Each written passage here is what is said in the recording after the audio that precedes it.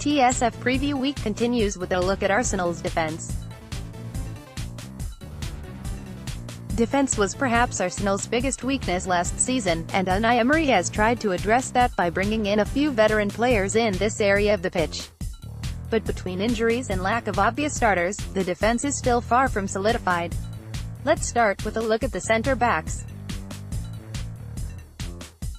Sokratis Papastathopoulos Arsenal have been in need of some reinforcement at centre-back for a while now, and in July they brought in Sokratis for around £16 million. Sokratis is the third former Borussia Dortmund player that Arsenal have signed since Sven Mislintat joined the club, and at 30 years old, he is expected to bring a lot of needed experience to his part of the pitch, despite a so-so season last year at Dortmund.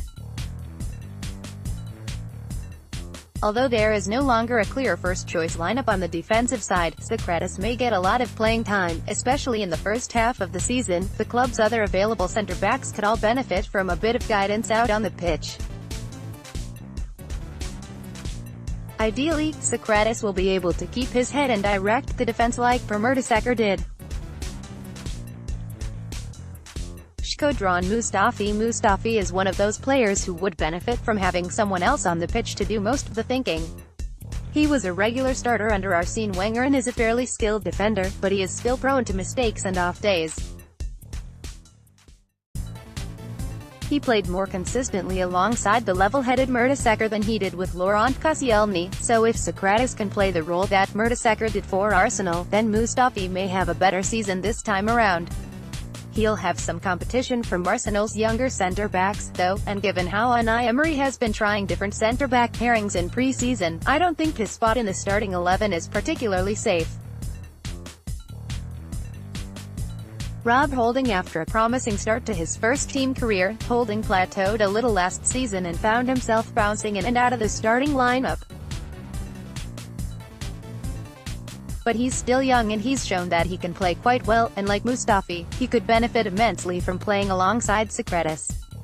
We've already seen what he can do when partnered with a more experienced player, see Arsenal's 2017 FA Cup win, and if he can find that sort of form again, he could become first choice among the club's young centre-backs. Konstantinos Mavropanos. Although he's been with the club longer than Sokratis has, Arsenal's other Greek defender is a bit of an unknown.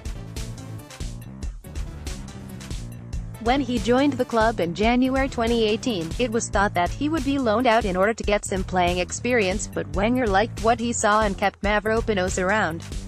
He played in 3 Premier League games last season, including a good outing against Manchester United, and 5 PL2 games. He's also featured regularly in pre-season games and could easily earn himself more playing time under Emery, if he hasn't already. Laurent Koscielny and his surgically repaired Achilles tendon will not be returning to the pitch anytime soon, not until at least December, per his last update on his recovery.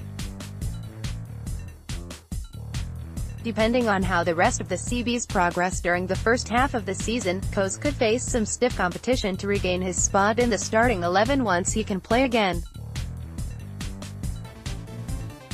Callum Chambers just joined Fulham FC on a year-long loan.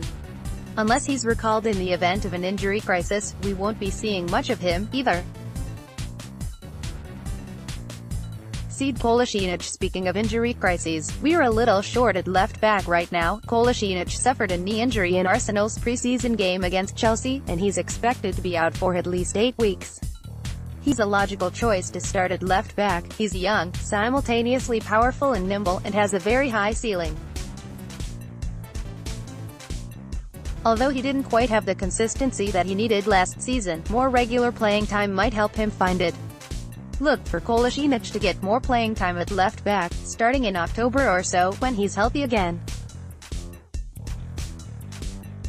Nacho Monreal. Although Monreal was the first-choice left-back last season, he's not getting any younger, and he was gone for a good part of pre-season with Spain's World Cup squad.